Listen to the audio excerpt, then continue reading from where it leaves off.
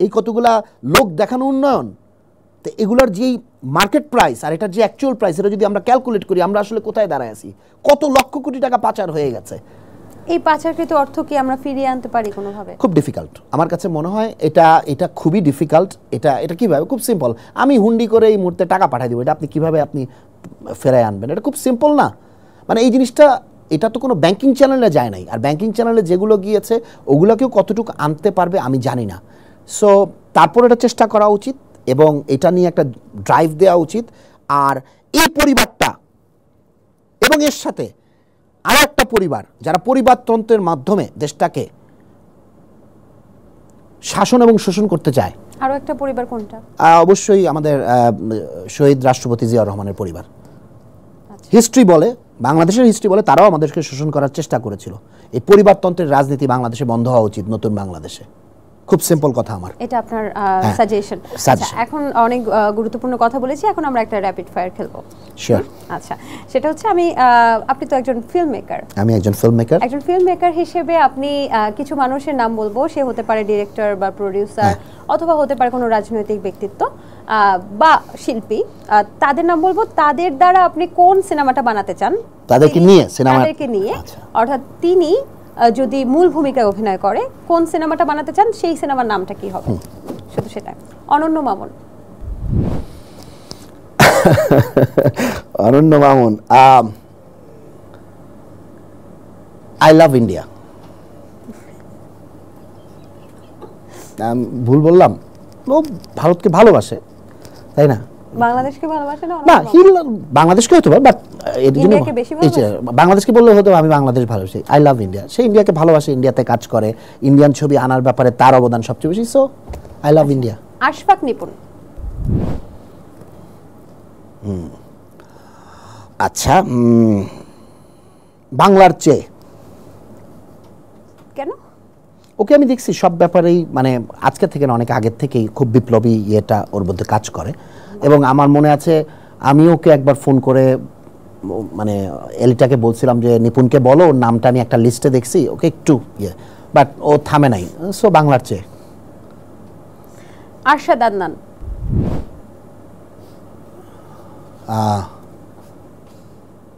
হেরে যাওয়া ভাই। কারণ এই যে ভাই ব্যবসাটা তো আমাদের, ওই যে সে আজমত ভাই থেকে সবাই তো কয়েকদিন পর পর ভাই আসে, তারপর ভাই তো চলে যায়, হেরে যায়। এটা কেউ জিততে পারে না, কেউ থাকতে পারে না। 2 দিন পর একটা করে ভাই আসে, তারপর চলে আসে, এর পিছনে অনেকগুলো দৌড়াদৌড়ি করে, তারপর শেষ। সো হেরে যাওয়া ভাই। তাহলে তার সমর্থকরা তখন আরেকটা ভাই খুঁজে নেয়। মানে ওনাদের কি দায়িত্বটাই হচ্ছে ভাই খোঁজা? ওরা ভাইয়ের আন্ডারে থাকতে পছন্দ করে, ওরা ভাই ভাই ভাই ব্যবসা, হ্যাঁ, ছত্রছায়াটা তোদের খুব পছন্দ। অমিতাভ রেজা।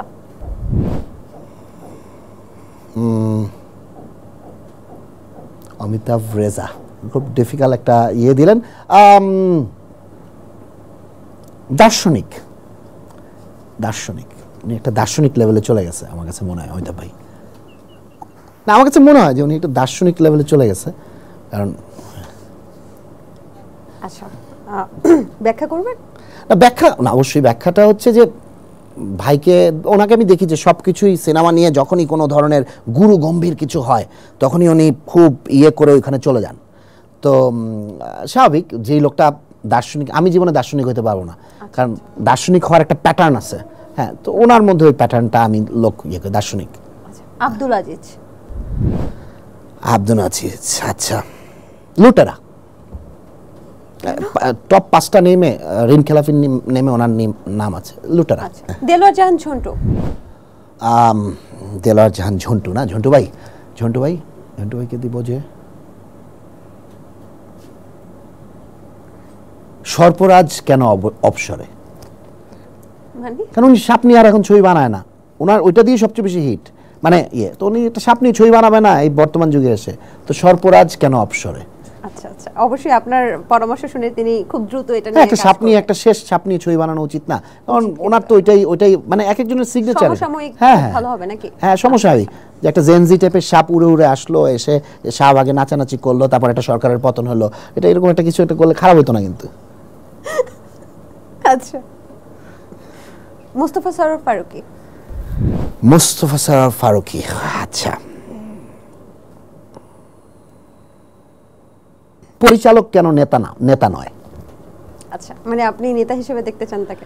না, ওনার কার্যবিধিটা তো যদি আপনি অ্যানালাইসিস করেন, উনি একটা নেতা, ওনার একটা ভাই ব্রাদার আছে, উনি সব কিছুতে একটা প্রপার একটা সিন্ডিকেট মেনটেন করতে পারেন, তো ওনার আসলে নেতা হওয়া উচিত।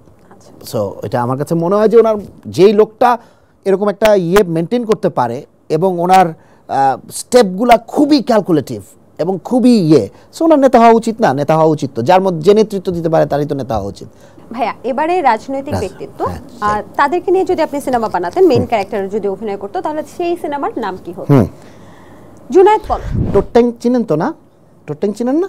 টোট্যাং হচ্ছে ওই যে তক্ষক আছে না, এটাকে কুমিল্লার ভাষায় বলে টোট্যাং। আচ্ছা, তো জুনায়েদ আহমেদ পলককে দেখলে আমার কুমিল্লার ভাষায় 2টা টোট্যাং ছিল, দেখলে আমার টোট্যাং এর কথা মনে, তো ওই জন্য আমার নাম হচ্ছে মার্ক টোট্যাং। টোট্যাং টোট্যাং এভাবে ডাকে আর কি, সো মার্ক টোট্যাং। আচ্ছা, হাসান মাহমুদ। 24-এর টুপিওয়ালা, আপনি দেখবেন সবসময় টুপি পরে, ওর টুপিগুলো দেখছেন, মানে এমন কতগুলো খ্যাত টুপি, তো 24-এর টুপিওয়ালা। সালমান এফ রহমান। আচ্ছা, সালমান এফ রহমান। আমার দাড়ি গেল কই। মোহাম্মদ আলী আরাফাত। 7 মিনিটে শেষ।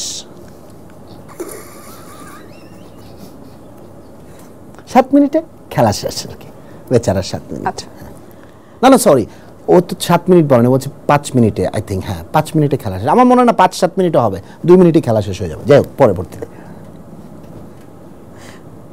ওবায়দুল কাদের। পালাবি কোথায়? উনি এখন কোথায় আছেন? উনি এখন আমার যদ্দূর হিসাব বলে উনি দেশেই আছেন। ফখরুল ভাইয়ের বাড়িতে? না, ফখরুল ভাইয়ের বাড়িতে না, বেচারার আমার মনে হয় উনি ওনার কোনো বান্ধবীর বাড়িতেই আছেন। বেচারার তো আমরা জানি যে অনেক বান্ধবী ছিলেন, যার আমার মনে হয় কোনো বান্ধবীর বাড়িতেই আছেন। ওটাতে ওনার জন্য সেফ, তাই না? ওটা সেফ তো বেচারার। আর ওনাকে নাকি ঘুমটুম পাড়ায় দিতে হয় বেচারার, এমনি অসুবিধা, তো বান্ধবীর বাড়িতেই থাকাটাই আমার মনে হয়। মানে বান্ধবীর প্রোটেকশনে আছে, তাই তো? আচ্ছা, বিচারপতি মানিক। কলাপাতার ছাগল, শেষে দেখেননি কলাপাতা শুয়ে আছে এমনি। মির্জা ফখরুল। বিএনপির ভদ্রলোক। সর্বশেষ ডিবি হারুন। টুনটুনিটা একজন বলে ফেলছে, এটাতে আমি এর জন্য যেতে চাচ্ছি না, বাট আমি এটা বলতে পারি যে পোস্ট অফিসের পিয়ন। কেন? এটা থিমেটিক, যারা বুঝার বুঝে নিবে। খান আতাউর রহমানের একটা খুব চমৎকার চলচ্চিত্র আমাদের হয়তো মনে আছে, আবার তোরা মানুষ সহ। সম্প্রতি দেখেছি আপনি সেটা নিয়ে স্ট্যাটাস দিয়েছেন, এবং কিছু চলচ্চিত্র সংগঠন এবং অভিনয় শিল্পী সংঘের কিছু সংঘটাকে আপনি আবার মানুষ বলেছেন, এটা কেন আসলে? খুব সিম্পল, অভিনয় শিল্পী সংঘ, চলচ্চিত্রের 19 সংগঠন, বাফুফের সালাউদ্দিন, এই মানুষগুলা তো আসলে মানে এরা নিজেদেরকে আসলে মনে হয় এদের যে নেতৃবৃন্দরা যারা ফ্যাসিবাদী সরকারের দোসর ছিল, তারা নিজেদেরকে আসলে মানে তাদের তো লজ্জা তো নাই, তারা নিজেদেরকে মনে হয় ওরা হাসিনার থেকেও বেশি ক্ষমতাধর মনে করে, যে না আমরা ক্ষমতা ছাড়বো না, আমরা পদত্যাগ করবো না, আমরা কোনো ভুল করি নাই। তো ওদের ক্ষেত্রে আবার তোরা মানুষ, যেটা খান আতাউর রহমান বানিয়েছিলেন 71-এর পরবর্তী সময় যেসব মুক্তিযোদ্ধারা বা যারা দেশের মানুষকে যুদ্ধর পরবর্তী অবস্থায় এসে তাদেরকে লুটতরাজ করছিল, তাদেরকে নিয়ে বানিয়েছিলেন আর কি, যে তাদেরকে বলার জন্য যে আবার তোরা মানুষ হ।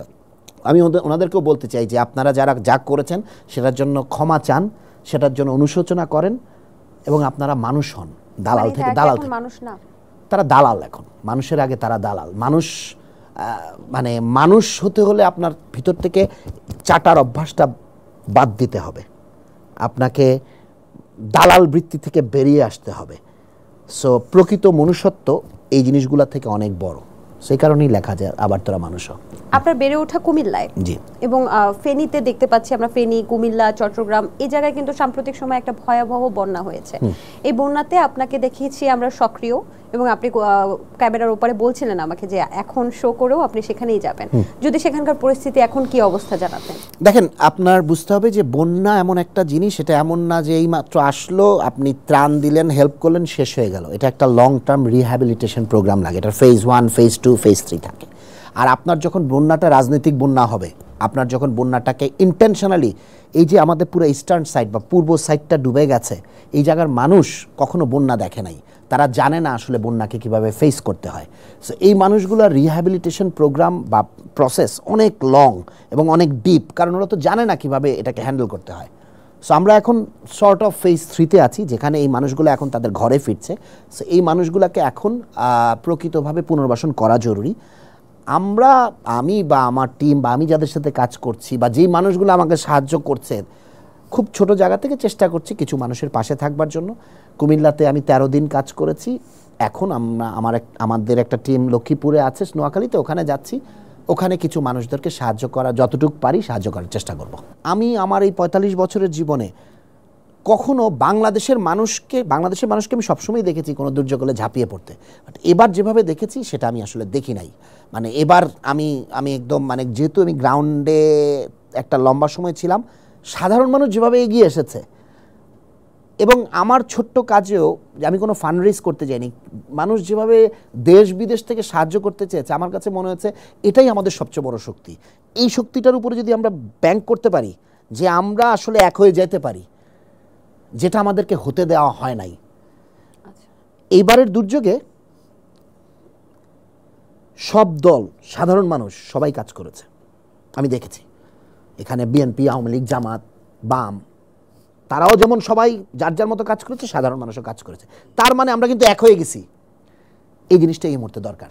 নতুন বাংলাদেশে মনে হচ্ছে দেশটা যেন সবার, যেমনি বন্যায় আপনারা কাজ করছেন। একটা বিষয় যে আপনি বলেন যে রাজনৈতিক বন্যা, কিন্তু ওখানে বাঁধ খুলে না দেওয়ার বিকল্প কি কিছু ছিল? কারণ ওখানেও তো তলিয়ে যেত। অনেকে তো বলছে যে বাঁধ খুলে দেওয়ার বিকল্প কিছু ছিল না। বাঁধ অবশ্যই, তারাও জানে আমরা ভাটিতে, তাদেরকে পানি বৃষ্টি বেশি হলে তারা বাঁধ খুলবেই। বাট আমি এখন এই ঘরটার মধ্যে পানি ঢুকাই দিব, আমি আপনাদেরকে বলবো না যে এখানে এখন পানি আসতেছে, পানি আসবে, আমি তো ওয়ার্নিংটা দিব। আমি যদি ওয়ার্নিংটা না দেই, তখন এটা ইটস আনফেয়ার, ইটস ইনজাস্টিস। দুইটা পার্শ্ববর্তী দেশ, ভারত এবং বাংলাদেশ, তারা আমাদের থেকে শক্তিশালী, তাদের থেকে আয়তনে বড়, তাদের জনসংখ্যা বেশি, তাদের থেকে শক্তি কম, জনসংখ্যা কম। বাট আমাদের তো নিজেদের স্বার্থে দুইটা দেশের মধ্যে সম্পর্কটা ঠিক রাখতে হবে, তাই না? বাংলাদেশ যদি ডিস্টেবল হয়, ইন্ডিয়ার 7 সিস্টার ডিস্টেবল হয়ে যাবে। তাদের নিজেদের স্বার্থেই আমাদের সাথে তাদের সুসম্পর্ক বজায় রাখাটা উচিত, এবং আমাদেরও তাদের সাথে রাখা উচিত। বাট তারা যদি সবসময় আমাদের সাথে বৈষম্য করে, তারা যদি সবসময় আমাদের দিকে একটা শোষণমূলক আচরণ রাখে, তাহলে তো হবে না। সেই ফেলানি থেকে স্বর্ণা দাস, 14 বছরের মেয়েটা যে এই যে বর্ডারে মারা গেল, এগুলো বন্ধ হতে হবে। এগুলো বন্ধ হওয়ার দিন আসছে। আমরা আর কোনো দেশ দ্বারা এভাবে শোষিত হব না। আমরা একটা ইন্ডিপেন্ডেন্ট দেশ হিসেবে মাথা উঁচু করে দাঁড়াবো। That's about it. বৈষম্য বিরোধী ছাত্র আন্দোলনে আপনাকে দেখা গেছে অনেক বেশি সরব, এবং আপনার ভিডিওসগুলো কিন্তু অনেকেই আপনার ক্রেডিট দিয়ে আসলে শেয়ার করছে, আমি সেটা দেখেছি। তো আপনার দেখা, আপনার চোখে দেখা আসলে বৈষম্য বিরোধী ছাত্র আন্দোলনের সবচেয়ে ভয়াবহ কোন ঘটনাটা আপনি নিজের চোখে দেখেছেন?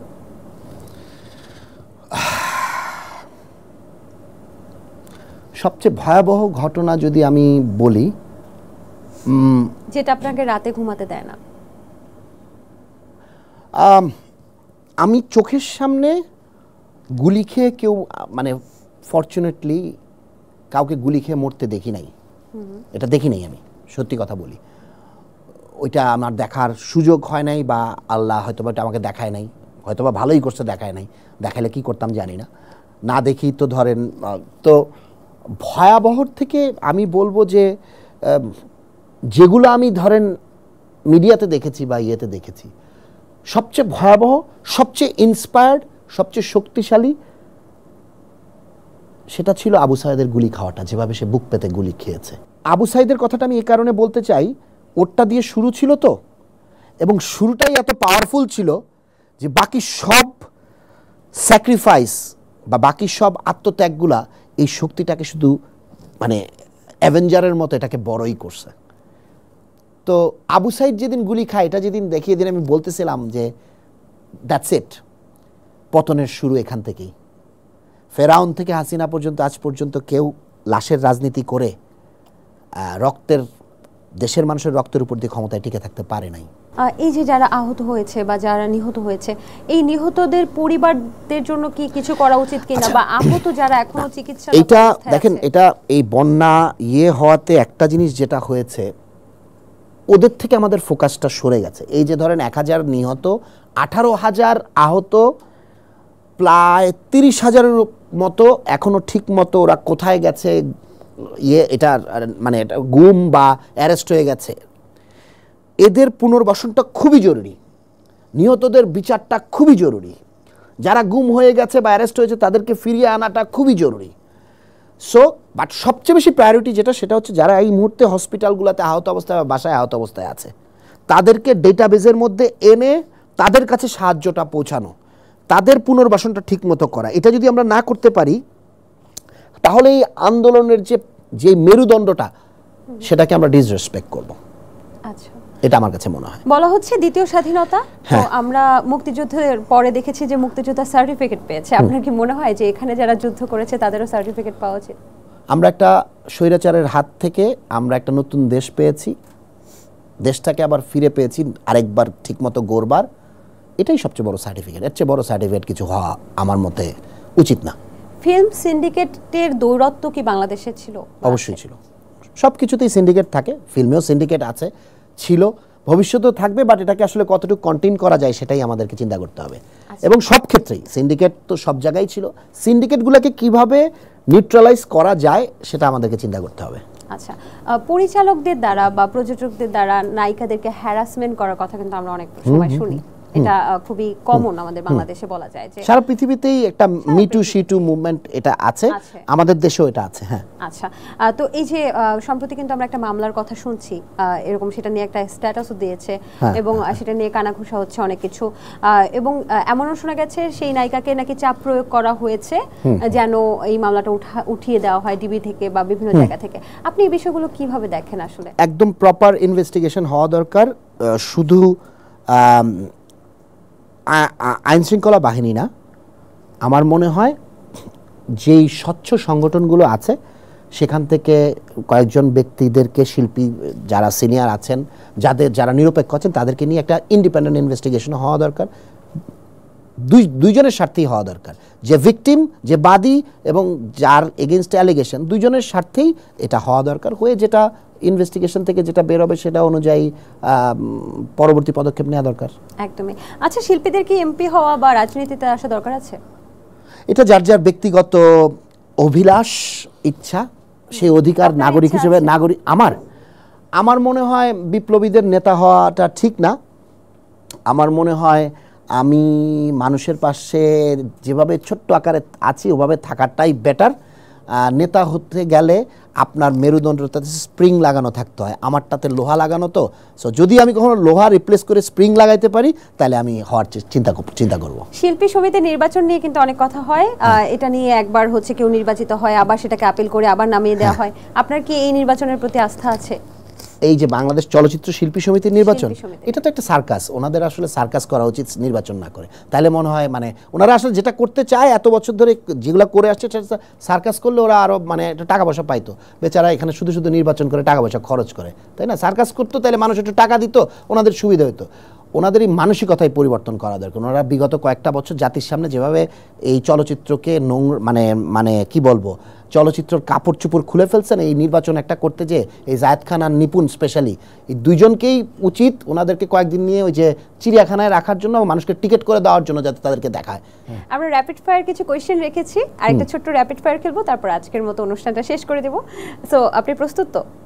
দেখি আসলে র্যাপিড ফায়ারটা কোন দিকে। র্যাপিড ফায়ার আমি বরাবরই কাঁচা। আমি জানি আপনি কোনো কিছুতে আসলে ভয় পান না, সবকিছু বলে। ভয় পাই না, বাট কাঁচা। আচ্ছা দেখি এটা আপনার র্যাপিড ফায়ার। হ্যাঁ, খুবই সহজ। কোন জনরার মুভি আপনি বেশি পছন্দ করেন?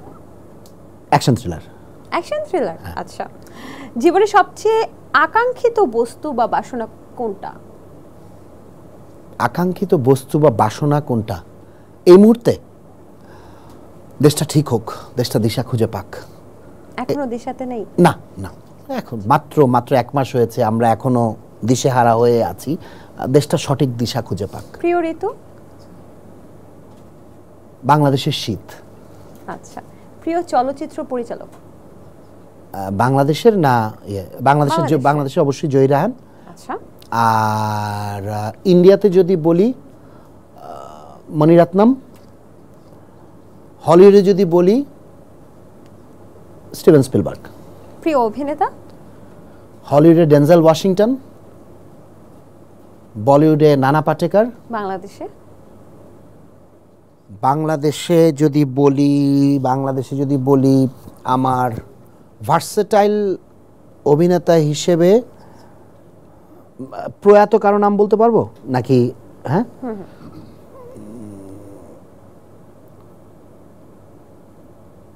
আমার জসিম ভাইকে খুব ভালো লাগতো। আচ্ছা আচ্ছা। আমার কাছে মনে হচ্ছিল যে ওনার মধ্যে একটা এক্স ফ্যাক্টর ছিল, একটা ফাইটার থেকে যিনি নায়ক হয়েছে। আমার জসিম ভাইকে খুব ভালো লাগতো। চঞ্চল চৌধুরীকে আপনি 10-এ কত নাম্বার দিবেন অভিনেতা হিসেবে আর মানুষ হিসেবে? 10-এ অভিনেতা হিসেবে অবশ্যই 8+। মানুষ হিসেবে তার সাথে আমার ব্যক্তিগত দেখা হয়েছে একবার, সো আমি তাকে মানুষ হিসেবে চিনি না। বাট উনি যেভাবে ছাত্রদের বিপক্ষে ছিলেন, এটার জন্য উনি অনেকগুলো মাইনাস পয়েন্ট পাবেন আমার কাছে। এটা তাকে কাভার করে দেখাতে হবে। মানে মাইনাসে নাম্বার দিবেন? হ্যাঁ, আমি এটা আমার কথা হচ্ছে ওনাকে উনি ওনার এত বছরের অর্জনকে উনি নিজেই এটাকে অপমান করেছেন। আচ্ছা, সুযোগ পেলে কোন অভিনেত্রীকে আপনি বিয়ে করতেন? ববিতা, আমাকে মাফ করে দিবেন, ববিতা। কোন দেশের নাগরিকত্ব আপনি পেলেও নেবেন না? অবশ্যই ইসরায়েল। আপনি কি সুখী নাকি অসুখী? আমি শান্তি পার্টির লোক, আমি সুখের থেকে শান্তি বেশি খুঁজি। তো সুখটা খুবই আপেক্ষিক, এটা মোমেন্টে সুখটা এই মুহূর্তে আমি সুখী কিনা এটা। সো আমি সুখটাকে আসলে নির্ণয় করাটা খুব ডিফিকাল্ট, বাট এটাই বললাম যে আমি সুখ না, আমি শান্তি পার্টির লোক। এমন কোন ঘটনা আপনি জীবনে কাউকে বলেননি, নিজের মধ্যে পুষে রেখেছেন? এমন কোন ঘটনা? আমি ছোটবেলায় মলেস্টেড হয়েছিলাম। বাই হুম?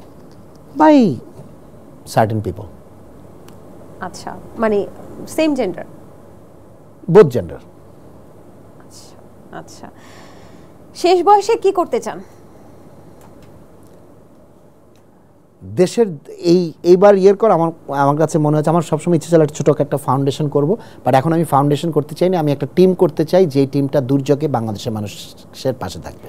সর্বশেষ বেড়াতে গেলে আপনি কোন সঙ্গীকে কখনোই নিতে চান না? হতে পারে সে অভিনেতা অভিনেত্রী, কাকে নিতে চাই না? চান না, আপনি তার সাথে বেড়াতে যেতেই চান না। আমার একটা কুমিল্লাতে, খুব নামটা বলবো না, কুমিল্লাতে একটা খুব ভালো বন্ধু আছে, যার সাথে এইবার এই ত্রাণ কাজ করতে গিয়ে তার সাথে আমার ব্যাপক ঝগড়া হয়েছে। আমি তাকে আর কখনো নিতে চাই না। অভিনেতা অভিনেত্রীদের মধ্যে যদি বলি? অভিনেত্রীদের সাথে তো আসলে বেড়াতে যাওয়া হয় নাই, কাজে যাওয়া। যদি চান সাপোজ, ওদের সাথে আগে যাই, ওদের সাথে আগে গেলে বুঝতে পারবো, কারণ ওদের সাথে কাজই করা হয়েছে, ওভাবে তো ওদের সাথে বেড়াতে যাওয়া হয়নি, সবসময় কাজেই ওদের সাথে যাওয়া হয়। তো কাজ দিয়ে আসলে বেড়াতে যাওয়ার ইয়েটা নির্ণয় করাটা। আরিফিন শুভর সাথে বেড়াতে যাবেন না? তাহলে এটাও তো না, বাট ওর সাথে তো কখনো বেড়াতে যাই নাই, বেড়াতে গেলে হয়তো বুঝতাম, বাট এই মুহূর্তে ওর সাথে বেড়াতে যাওয়ার প্রশ্ন ওঠে না। বিকজ বঙ্গবন্ধুর যে একজন বঙ্গবন্ধু নিজেকে মনে করছে, এবং যে আসলে তার ভাই ব্রাদারকে ভুলে গেছে, অনেক বড় স্টার হয়ে গেছে না, তো এত বড় স্টারের সাথে এত ছোট ক্ষুদ্র স্টার কিভাবে যাবে? সর্বশেষ যদি এই যে নতুন বাংলাদেশ সম্পর্কে বা এই রাষ্ট্র সংস্কারের সম্পর্কে যদি আপনি কিছু বলতে চান দর্শকদেরকে? সংস্কার সম্পর্কে কিছু বলতে চাই না, আমি শুধু বলতে চাই সবাই একসাথে থাকেন, পজিটিভ থাকেন, শুধু কোয়েশ্চেন করেন না যে আসলে আমরা এটা কি হচ্ছে, ওটা কি হচ্ছে, এটা কেন হচ্ছে না, ওটা কেন হচ্ছে না। এভাবে চিন্তা করেন, যা ছিল তার থেকে কি ভালো হচ্ছে, তার থেকে কি ভালো হবে, এবং ওটা যদি হতে হয় আমাদেরকে এক থাকাটা জরুরি। এই মুহূর্তে আমি যেটা বারবার বলি, দলটার নাম হওয়া উচিত Bangladesh with a capital B, আর এভরি ড্রপ কাউন্টস। আপনার জায়গা থেকে আপনি যতটুকু করতে পারেন, রাস্তা দিয়ে হাঁটছেন, ওই 2টা ময়লা পড়ে আছে, ওটা উঠে ডাস্টবিনে উঠাবেন, ওইটাও কাউন্ট করে। ওটা জাস্ট মনে রাখবেন, আর দেশটাকে ভালোবাসবেন, আর কি, আর কিছু বলার নেই। আপনাকে অসংখ্য ধন্যবাদ আমাদেরকে সময় দেওয়ার জন্য। ধন্যবাদ, আপনাদের সবাইকে অসংখ্য ধন্যবাদ।